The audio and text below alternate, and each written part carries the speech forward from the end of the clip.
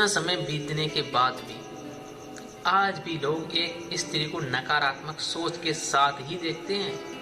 आज जो कहानी आपको सुनाने वाला हूँ वह कहानी गौतम बुद्ध और एक चरित्रहीन स्त्री की है। इस कहानी के सुनने के बाद आप यह समझ जाएंगे कि इतने समय के बाद भी लोग एक स्त्री को दीन भाव से क्यों देखते हैं। इससे पहले कि आप कहानी में खो जाएं, हमारे इस चैनल को सब्सक्राइब जरूर कर लें। तो चलिए कहानी शुरू करते हैं। एक बार की बात है, एक दिन भगवान गौतम बुद्ध किसी गांव से गुजर रहे थे।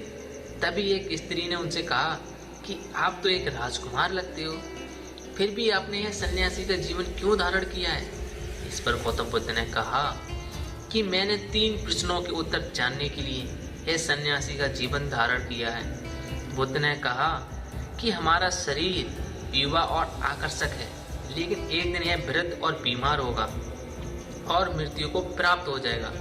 मुझे वृद्ध अवस्था, बीमारी और मृत्यु के बारे में ज्ञान प्राप्त करना है। गौतम बुद्ध की ये ज्ञान की बातें सुनकर वो स्त्री उनसे बहुत प्रभावित हुई और उस स्त्री ने गौतम बुद्ध को अपने घर भोजन पर आमंत्रित किया।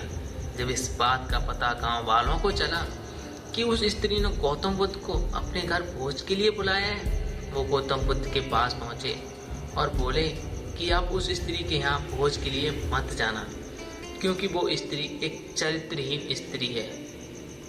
गांव वालों की ऐसी बातें सुनकर बुद्ध ने गांव के मुखिया को बुलाया। क्या लोग जो कह रहे हैं क्या वो सच है? क्या सच में वो एक चरित्रहीन स्त्री है? इस पर मुखिया ने कहा, जी हाँ, वो एक चरित्रहीन स्त्री है। यह बात सुनकर बुद्ध ने मुखिया जी का एक हाथ पकड़ के कहा कि अब ताली बजा के दिखाओ। ये बात सुनकर मुखिया ने कहा, एक हाथ से ताली कैसे बजाई जा सकती है?